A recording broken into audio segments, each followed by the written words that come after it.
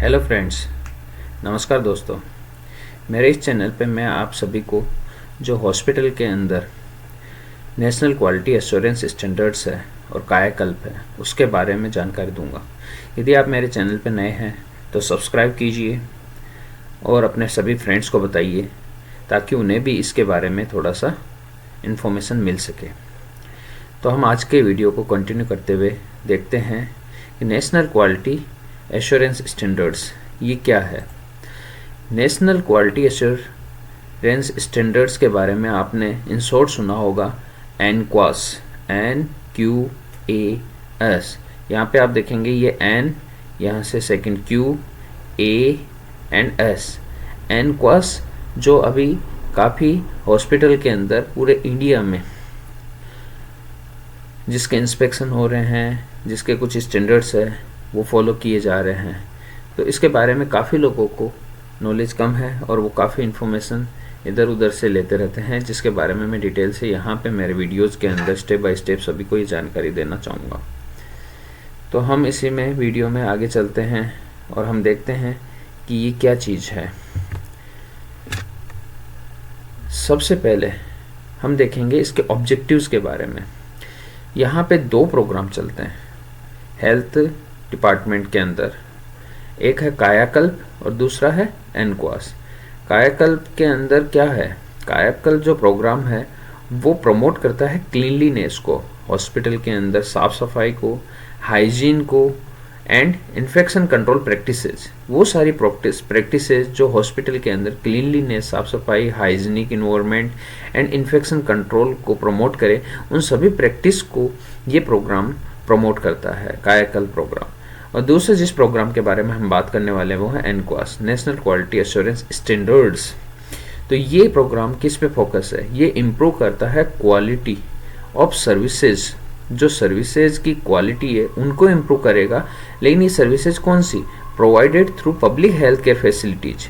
जो public health care facility है उनके द्वारा जो सर्विसेज प्रोवाइड की जा रही है उन सभी सर्विसेज की क्वालिटी को इम्प्रूव करने का टारगेट है इस प्रोग्राम का। और ये जो दोनों प्रोग्राम है कायाकल्प और NQAS, ये दोनों प्रोग्राम इंसेंटिवाइज्ड है।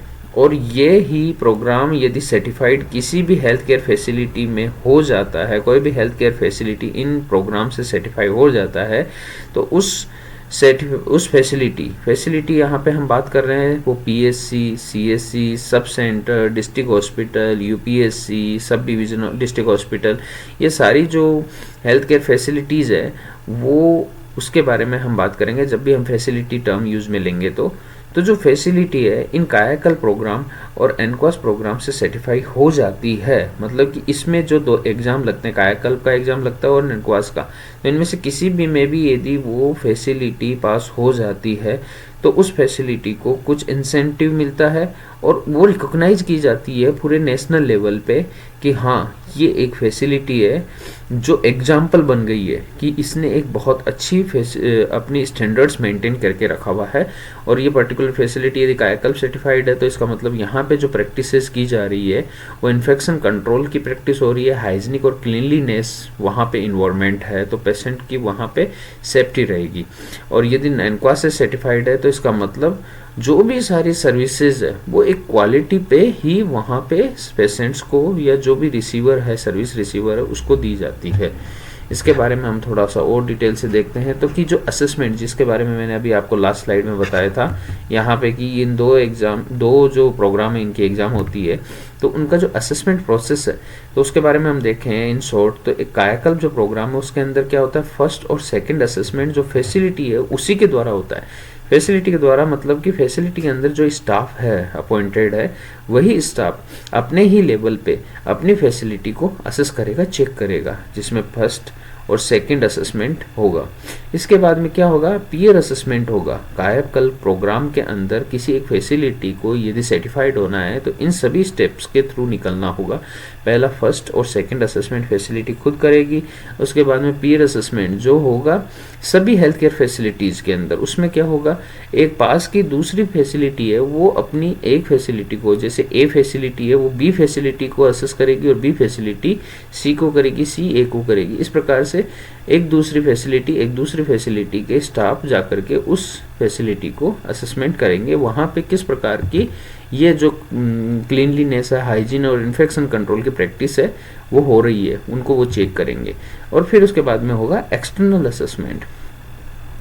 External assessment of facilities scoring more than 70%, तभी वो माना जाएगा कि ये फैसिलिटी सर्टिफाइड हो गई है। यदि ये 3 स्टेप से यदि वो फैसिलिटी निकल जाती है, पास होके आगे आ जाती है, तो वो फैसिलिटी कायाकल्प सर्टिफाइड फैसिलिटी होगी और उसके बेस पे उसको इंसेंटिव मिलेगा और रिकॉग्नाइजेशन मिलेगी। इसी की जगह जो सेकंड प्रोग्राम है वो है NQAS, national quality assurance standards. जो एनक्वास है उसके अंदर थोड़ा सा अलग प्रोसेस होता है असेसमेंट का। वो क्या है, फर्स्ट असेसमेंट होता है वो फैसिलिटी का स्टाफ खुद ही असेस करेगा अपनी खुद की फैसिलिटी के अंदर कि वहाँ पे जो सर्विसेज प्रोवाइड कर रहे हैं वो सर्विसेज की क्वालिटी किस लेवल की है, तो वो अपने लेवल पे उसको असेसमेंट करेंगे, चेक करेंगे। चेक करने के बाद में उसमें सेकंड लेवल जो होगा असेसमेंट का वो किया जाएगा DQAU। अब ये DQAU क्या है, D district, Q quality, A assurance and U for unit. मतलब कि उस एक डिस्ट्रिक्ट में जहाँ पे वो फैसिलिटी सिचुएटेड है उस फैसिलिटी को असेस करने के लिए, मेंटोरिंग करने के लिए, गाइड करने के लिए एक यूनिट बनी हुई है जो डिस्ट्रिक्ट की यूनिट है, डिस्ट्रिक्ट क्वालिटी एश्योरेंस यूनिट। वो जाकर के उस फैसिलिटी का असेसमेंट करेगी, चेक करेगी। इनके असेसमेंट करने के बाद में, फैसिलिटी के इंटरनल असेसमेंट करने के बाद में डिस्ट्रिक्ट क्वालिटी एश्योरेंस यूनिट जाकर के चेक करेगी कि इनका असेसमेंट किस लेवल पे स्टैंड कर रहा है, ये जो फैसिलिटी है यहाँ पे क्वालिटी सर्विसेज किस लेवल पे दी जा रही है। फिर यदि इसमें पास हो जाती है वो क्वालिटी एश्योरेंस यूनिट के द्वारा, डिस्ट्रिक्ट क्वालिटी एश्योरेंस यूनिट के द्वारा वो फैसिलिटी, तो फिर वहाँ पे स्टेट असेसमेंट आएगा। अब यहाँ पे जब स्टेट असेसमेंट आता है तो उस फैसिलिटी को वही मिनिमम 70% स्कोर करना होता है कि इसके हम बाद में बात करेंगे कि 70% स्कोर है क्या। और जब ये 70% स्कोर यदि स्टेट असेसमेंट में हो जाता है तो फिर लास्ट में नेशनल असेसमेंट होगा। जब ये फैसिलिटी नेशनल असेसमेंट पास कर जाएगी तो वो एक स्पेशल रिकॉग्नाइजेशन होगा, उस फैसिलिटी को परमिशन मिल जाएगी कि वो ये वाला सिंबल अपनी फैसिलिटी के सामने लगा सकती है। जैसे कि हम जब कभी कोई सामान मार्केट से लेते हैं तो ISI मार्क का सामान लेना पसंद करेंगे, हम ये मानेंगे कि वो ISI मार्का वाला सामान काफ़ी सेफ रहेगा हमारे लिए, हमारी फैमिली के लिए। उसी प्रकार से यदि कोई फैसिलिटी एनक्वास सर्टिफाइड है और उसके पास में ये एम्बलम और ये सिंबल और ये लोगो उस फैसिलिटी के सामने लगा है तो हम मान पाएंगे एज ए पेशेंट और हेल्प सीकर कि ये फैसिलिटी मेरे लिए एक स्टैंडर्ड की क्वालिटी देने के लिए सक्षम है। तो आप ज़रूर मुझसे कमेंट बॉक्स में जाकर के पूछ सकते हैं। आपको बहुत बहुत धन्यवाद, थैंक्स अ लॉट। मेरे चैनल को आप सब्सक्राइब कीजिए। कोई भी डाउट हो उसके बारे में आप कमेंट बॉक्स में पूछिए और ये वीडियो अच्छा लगे तो आप ज़रूर लाइक कीजिएगा। Thank you.